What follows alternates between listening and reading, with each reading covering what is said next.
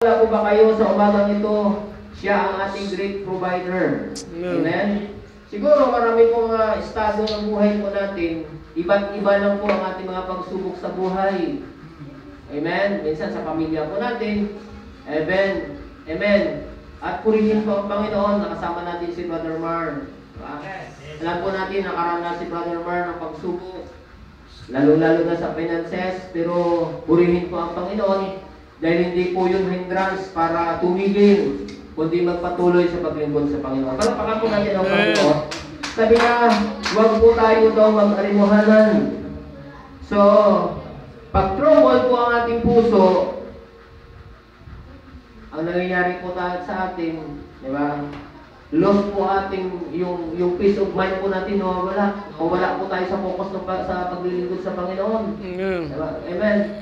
At kadalasan, i-justify po natin na kahit saan nakatawag po tayo sa Panginoon. Pero ang sabi nga, huwag nating babayaan ang pagkakatipon.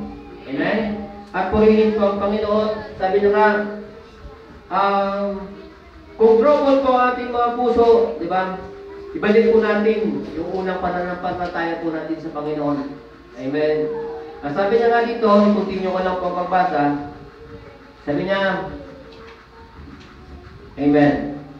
So, in my Father's house, so nangungusap ang Panginoon sa kasimplihan sa umagang ito. Yung pundasyon po ng ating pananampalataya.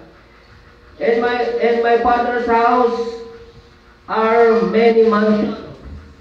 If we're not so, kung hindi po natin nakikita, I would have told you, I go prepare a place for you. So kung titignan po natin, di ba? Since the beginning, hinanda na ng Panginoon ang ating parurungan. Amen? At siguro wala pong dahilan na tumigil po tayo sa paglilingkod sa Kanya. Amen? At kung titignan po natin, since the beginning, hinanda na ng Panginoon ang ating paparoonan. Amen? At sabi niya dito sa verse 3, and if I go and prepare a place for you, I will come and receive yourself, you myself, that I am there ye be also. Ibig sabihin, kung saan si Kristo nandun po tayo, dapat ilagay po natin sa ating puso, amen, na nahanda na ang Panginoon ng ating parurungan. Amen. Nauusap ang Panginoon sa ngayon, sa umagang ito, na i-restore po natin ang ating pananampalataya. Amen. Na hindi dapat tayo manghina. Amen. At kung titignan po natin, yung mundo ng ating ginagalawan, marami pong nagdidisip po ng oras po natin. Amen. At no men's fellowship po natin, may po tayong kapatid na nakasama natin si Brother Ramir. At dalangin po natin, ipag-pray po natin na muli siyang gamitin ng Panginoon sa lugar na ito. Amen. Nawa yung barrier ng ating pananampalataya. Amen. Sa pamagitan ng Panginoon, na ma-overcome po natin ito. Amen. At sabi niya nga, since the beginning, hinanda na ng Panginoon yung dakong kalalagyan po natin. Amen.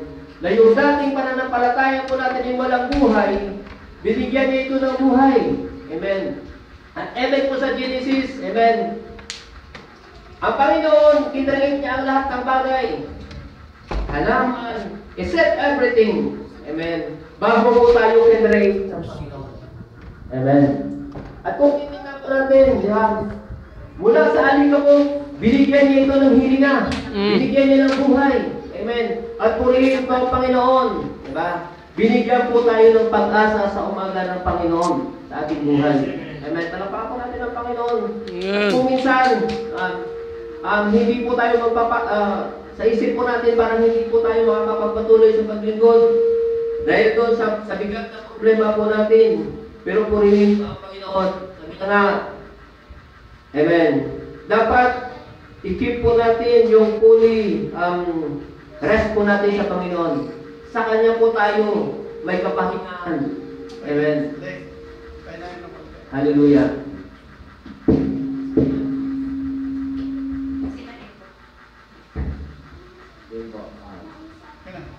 Amen. Yung totally na kapahingahan po natin, hindi po dito sa mundo. Diba? Amen. At sabi nga dito sa quote ng prophet, pagbabasa lang po ako, sabi niya, hallelujah. Now,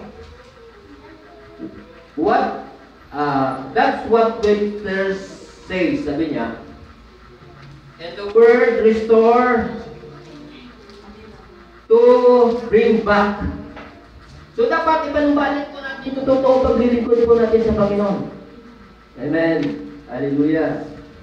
So sabi niya dito, buhay po natin, siya ang author ng lahat. Amen. Ang ating trabaho, ang ating tinatamasa, yung blessing, siya ang mayakda ng mga bagay na yon. Dapat ibalik po natin sa Panginoon. 100% ang paglilingkod po natin. Purihin po ang Panginoon sa oras ito. Sabi niya, bring it back. Ibig sabihin, sabi niya, the former state condition. Amen. So, nung una mong tinagap ang Panginoon, amen, dapat ibabalik mo ang mga bagay na yon. Diba? Na dapat lagi kang in love sa paglilingkod sa Panginoon. Dapat lagi kang inspire. Diba? Sa paglilingkod sa Panginoon. Inspire po ba tayo lahat? Amen. Na maglingkod sa Panginoon? Lord. Inspire sa mga sitwasyon po natin. Yung condition po natin. Iba't iba tayo mga problema. Pero dapat hindi po yung hindrance. Amen. Bring it back. The former author ng buhay po natin. Ipaubaya po natin yan sa Panginoon. Diba? Dapat magpatianod po tayo doon sa kalooban ng Panginoon. Hindi yung ating mga sarili dapat ang masusunod, kundi ang kalooban ng Panginoon ang masusunod po sa buhay po natin. Purihin po ang Panginoon. Kadalasan, ang ating mga kapatid, hindi makapagpatuloy, hindi po natin alam ang kanilang kondisyon. Sabi nga, ibabalik po natin yung condition po natin nung una natin natanggap ang Panginoon na tayo in love. Wala pong oras, wala pong araw, di ba? Pero hindi pinapalipas po natin, hindi natin pinapalipas sa gawain, kundi sumasagot po tayo sa tugon na pinapanawagan ng Panginoon. Amen. Purihin po ang Panginoon. Dapat yung condition po ng puso po natin, ibabalik po natin kung una natin natanggap ang Panginoon. Sabi niya dito, and if you claim made something, sabi niya, at kung yung mga bagay na yon ay kiniklaim po natin sa oras na ito, mangyari po yun sa buhay po natin. Amen. Amen? At kung ang mga bagay na yon, yung mga blessing na yon na kiniklaim po natin, mangyari sa umagang ito sa buhay po natin. Yes. Na matagal na natin pinipray, na makasama natin ang ating mga pamilya, i-claim po natin sa umagang ito. Amen? Amen. Ipaubaya po natin sa author ng buhay po natin ang Panginoon. Ano pa po natin ang Panginoon? I-claim po natin yung blessing ng Panginoon. Ibuhos niya sa umagang ito. Amen. Hindi lang yung material blessing, maging spiritual blessing. Amen. Kadalasan nakapokus po tayo doon sa material blessing. Pero dapat pagbigyan po natin ng ibalik po natin yung spiritual blessing. Na kung dati, diba, mahirap kang magpatawad, mahirap kang iabot sa mga kapatid ang blessing, lalong-lalo na sa misyon. Diba? Alam ko, diba, ibuhos ng Panginoon na lahat po tayo, mayroon po tayong concern. Amen. Doon sa pagbimisyon ng ating mga. Amen. Hallelujah. At alam ko po, sa mga simpleng bagay na pinagpagkakog natin sa Panginoon, ha? Amen. Ang lahat ng bagay na nagsimula doon sa maliit na yon, na kaya mong ibigay, alam ko, ibuhos ng Panginoon 100% ang kanyang blessing sa iyo. Praise the Lord. Amen. Hallelujah. Sabi niya, hallelujah. You claim something to make restoration. Ibig sabihin, pag sinabing restoration, bring it back. Amen. Ibalik po natin sa Panginoon. Hallelujah. Amen. Yung 100% natin na pagtiwala sa Panginoon, yung mga imposibleng bagay, ibabalik po natin sa Panginoon yun para malistaw niya. Yung mga imposibleng bagay, maging posible para sa Panginoon ang mga bagay na yun. Hallelujah. Kaya po ba natin ibalik yun sa Panginoon? God's will. Yung 100% nating tiwala. Amen. Amen? Even mayroong mga discouragement, Maliit na church si Pastor Bernie. Amen. Hindi nila kaya yun. Diba? Ba't kaya po ng Panginoon? Amen. Ibalik po natin ang kondisyon ng puso po natin sa umagang ito. Ibalik po natin ang 100% na naniniwala po tayo sa Panginoon na ang lahat ng bagay na yun ipagkaluwag po sa atin. Amen. Continue ko lang po pagbasa. Restore, sabi niya. You can enforce, at sabi niya, to make come back in a right place. Amen. Dapat ipanumbalik po natin yung tamang posisyon po natin. Amen. Yung tamang paglilingkod po natin. Hallelujah. Yung kung dati, marami po tayong mga pagsubok, what matter first? Diba? Ano pong nakakaadlang? Diba? Wala pong nakakaadlang. Amen. Diba? Gusto ko lang pong balikan. Nung bago nag-COVID, diba?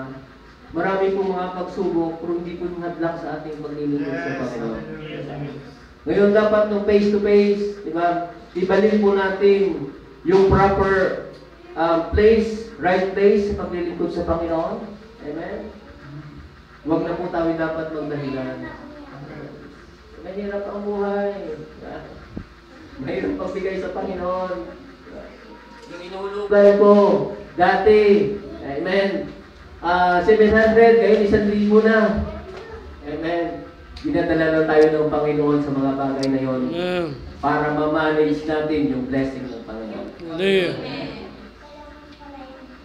Amen? At kung maliit pa yung mga pagsubok na ma-manage natin, diba? How much more doon yung mga malalaking pagsubok sa buhay po natin. Hallelujah.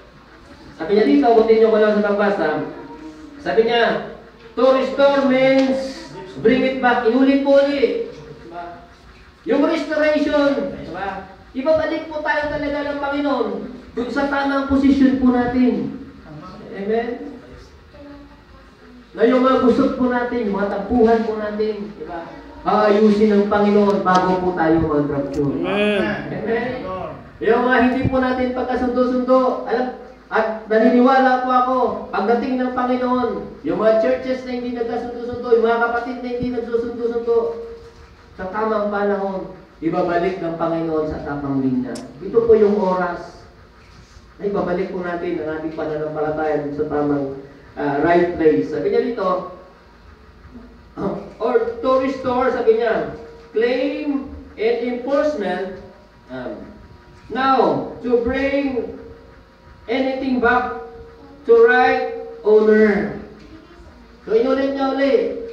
Ang lahat na yun, ibabalik po natin sa right owner, ang author ng ating buhay. Amen. Kung mayroon ka ngayong kabigatan sa buhay mo, na siyang hadlang doon sa paglilingkod mo, ibigay mo yan sa Panginoon. Hallelujah.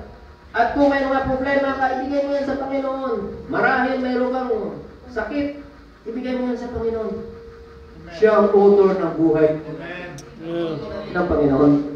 Sabi niya, sabi niya dito, therefore, sabi niya, some way, when from rightful owner, and I could wander around anywhere, sabi niya. But to restore is to bring it back. Ilang beses na pinaalala ng ating mga propeta na ang restoration is bring it back. Hindi mo ma-restore ang ating relationship ng Panginoon kung hindi natin 100% ipagkaloob sa Kanya ang mga bagay na yun. Amen?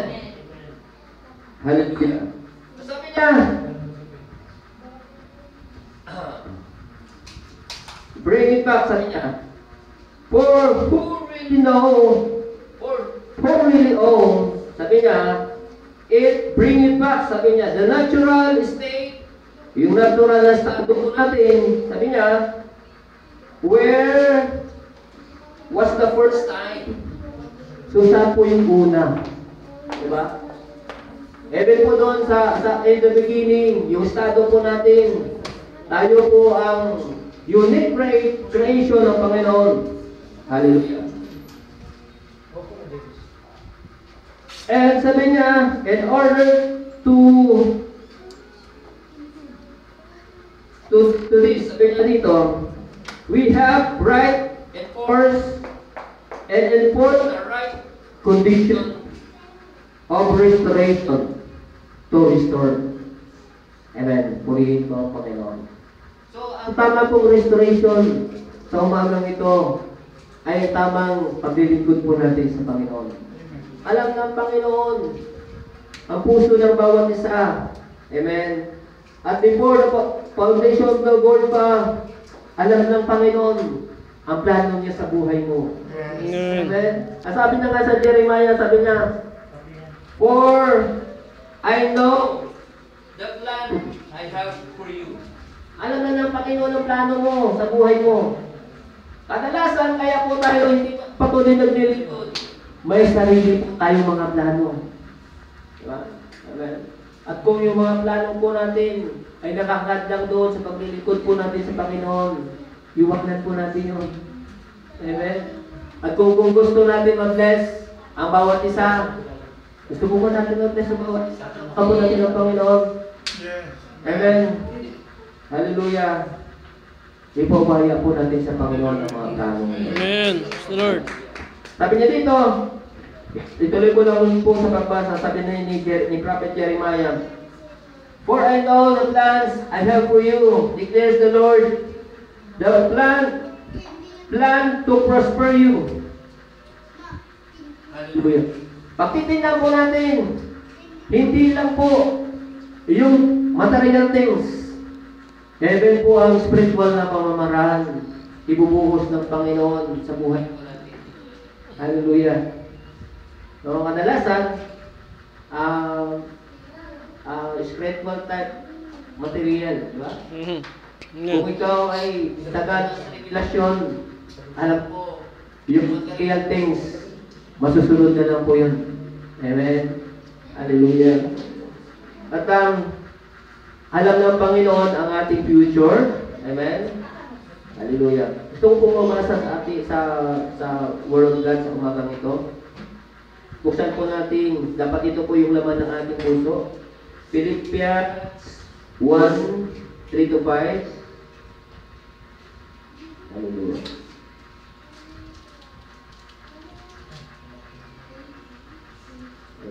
Bago ko magko-close. 1, 2, 3.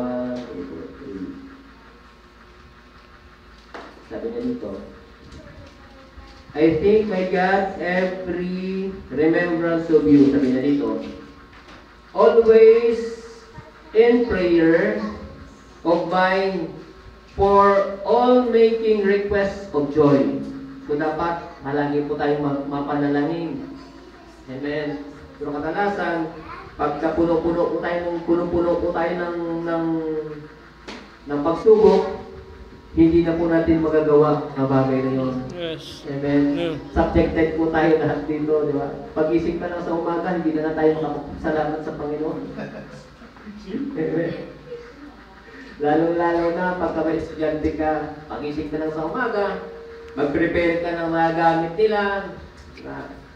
At makakarinig dito mga magulang para na tayo makamandag pagka may mga estudyante tayong maliliit. Gising sa umaga, handa ka ng mga food nila.